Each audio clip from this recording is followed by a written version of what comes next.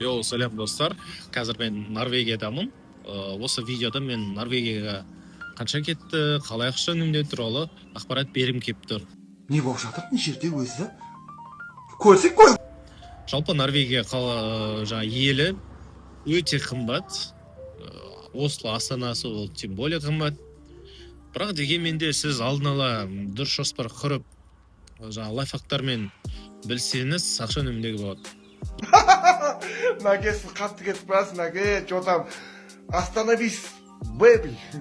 Енді жалпы билеттің бағасын айтайын. Европадан кез келген жерінен ұшып барсаңыз, билеттің бағасы 8 мен 30 теңгенің арасы болады. Мысалы, мен өзім Хорватиядан Загреб қаласына ұшып бардым 15 теңгеге. Сосын Ослодан мен Польшаға ұшам. Ол билеттің бағасы примерно 15 мың 17 теңгедей болады. Шыны керек қой, ешқандай не жоқ. Мысалы, өзіңде өтесің, мысалы.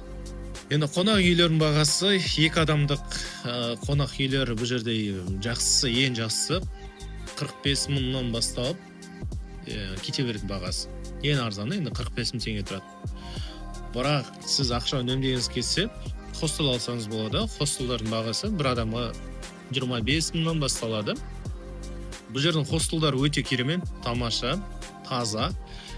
Табының плюсы хостелдарында жаңа өзінің кухнялары бар. Сіз жаңа тамақтың бағасы бұл жерде қымбат. Бірақ сіз жаңағы хостелдің кухнясынан тамақ дайындап өзіңіз жесеңіз, қайда ақша үнемдеуге болады. Тамақ істейсіздер ма? Адал істеңіздер. Бұл жерде енді магазиндегі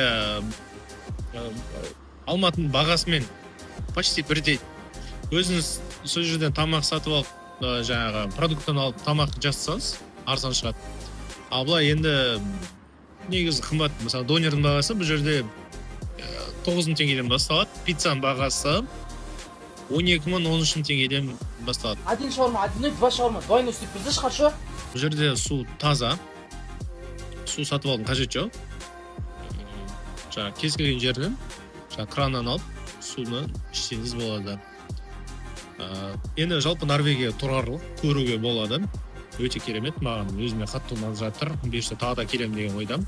Енді жолдардың өздері қалай тамаша жасалған, жаңағы арнайы көпірлер бар.